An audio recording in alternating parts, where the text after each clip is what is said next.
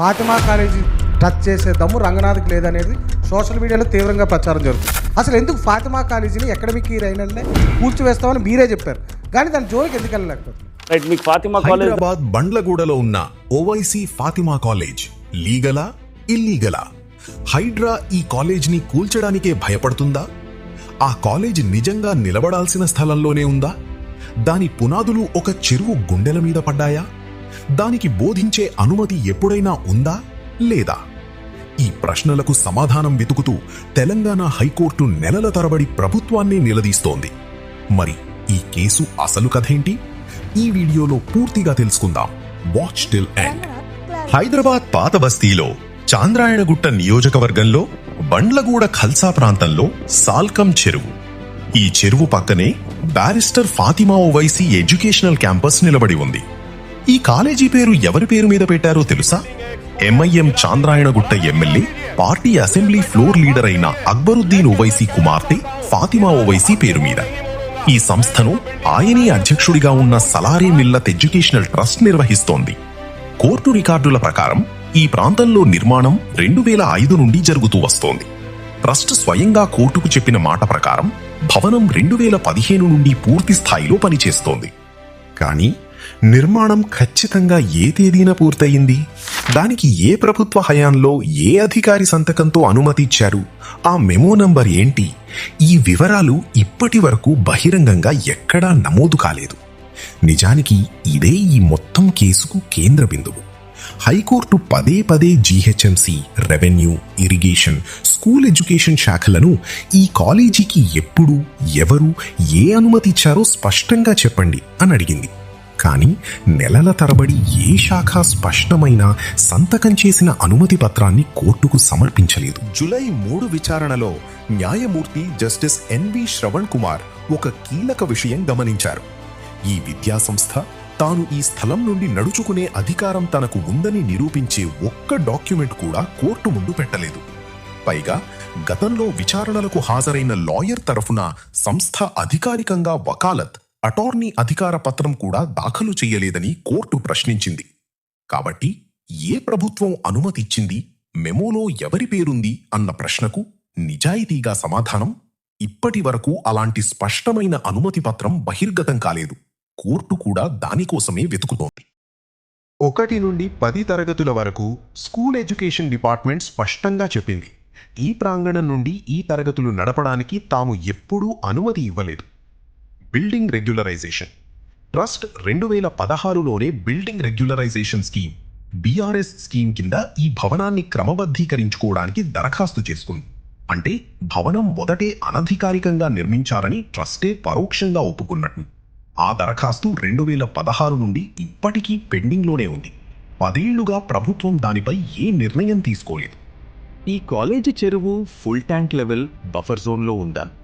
దీనికి కూడా ఇప్పటి వరకు స్పష్టమైన తుది సమాధానం లేదు. ఇది కూడా టైం లైన్లో మారుతూ వచ్చింది. మొదట్లో ఇరిగేషన్ శాఖ ఒక జాయింట్ సర్వే నిర్వహించి ఎఫ్టీఎల్ బఫర్ జోన్ హద్దులు నిర్ధారించాల్సి ఉందని కోర్టుకు చెప్పింది.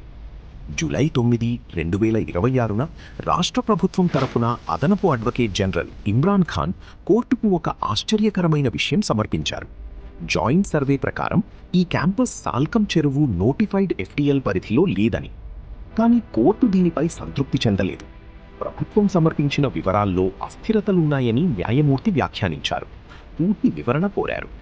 కాబట్టి ఇది ఎఫ్టీఎల్లో ఉందా లేదా, ఇది అక్రమ నిర్మాణమేనా అన్న ప్రశ్నకు కూడా ఇప్పటి వరకు కోర్టు తుది నిర్ణయం ఇవ్వలేదు. ప్రభుత్వం చెప్పింది లేదు అని, కానీ కోర్టు దాన్ని ప్రశ్నిస్తోంది. ఇది ఇంకా తేలాల్సిన అంశమే. జూలై 6న ఒక నాటకీయ మలుపు వచ్చింది. జీహెచ్ఎంసీ అధికారులు నేరుగా వచ్చి భవనాన్ని కూల్చడానికి ప్రయత్నించారని ట్రస్ట్ ఆరోపించింది. దీనిపై ట్రస్ట్ అత్యవసరంగా హైకోర్టును ఆశ్రయించి అదే రోజు మధ్యాహ్నం లంచ్ మోషన్ పిటిషన్ దాఖలు చేసింది. న్యాయమూర్తి జస్టిస్ బి విజయసింగ్ రెడ్డి వెంటనే స్పందించి భవనంపై స్టేటస్ కో విధించారు. ఎలాంటి కూల్చివేత చర్యలు తీసుకోవద్దని ఆదేశించారు. ఈ కేసు ఆగస్టు 3కు వాయిదా వేశారు. కానీ కథ ఇక్కడితో ఆగలేదు.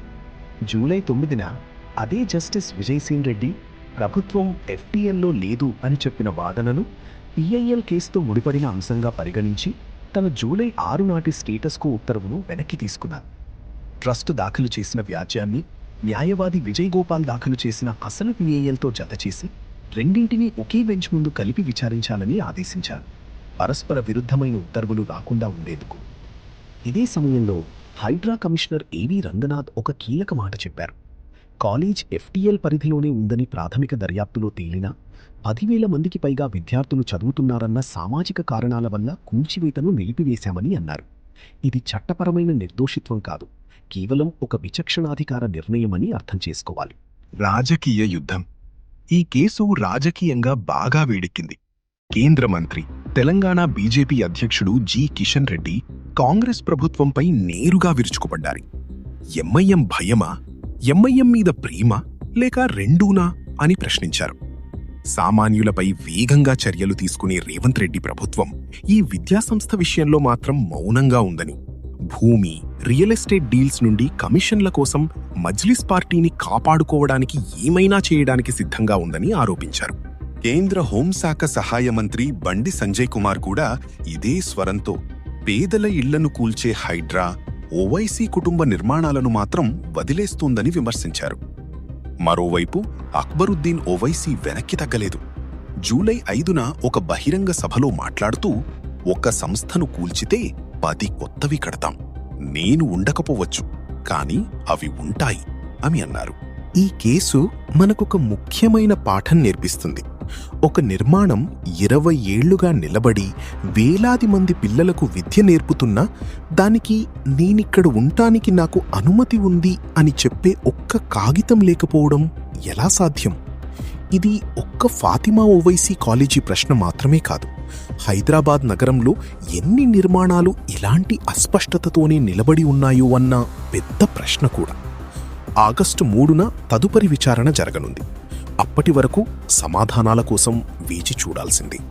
ఇలాంటి కరెంట్ అఫైర్స్, దేశంలో ప్రతిరోజు జరుగుతున్న ముఖ్యమైన ఘటనలు, సోషల్ ఇష్యూస్, క్రైమ్ కేసులు, ఇంకా ఇన్ఫర్మేటివ్ డాక్యుమెంటరీ వీడియోలు చూడాలంటే మన అనిల్ ఎక్స్ప్లెయిన్ ఛానల్ని ఇప్పుడే సబ్స్క్రైబ్ చేసుకోండి. ఈ వీడియో మీకు ఉపయోగపడిందని అనిపిస్తే ఒక లైక్ చేయండి. మీ అభిప్రాయాన్ని కామెంట్లో తప్పకుండా చెప్పండి. అలాగే ఈ వీడియోని మీ ఫ్రెండ్స్తో షేర్ చేయండి. మళ్ళీ ఇంకో కొత్త ఇంట్రెస్టింగ్ టాపిక్తో కలుద్దాం.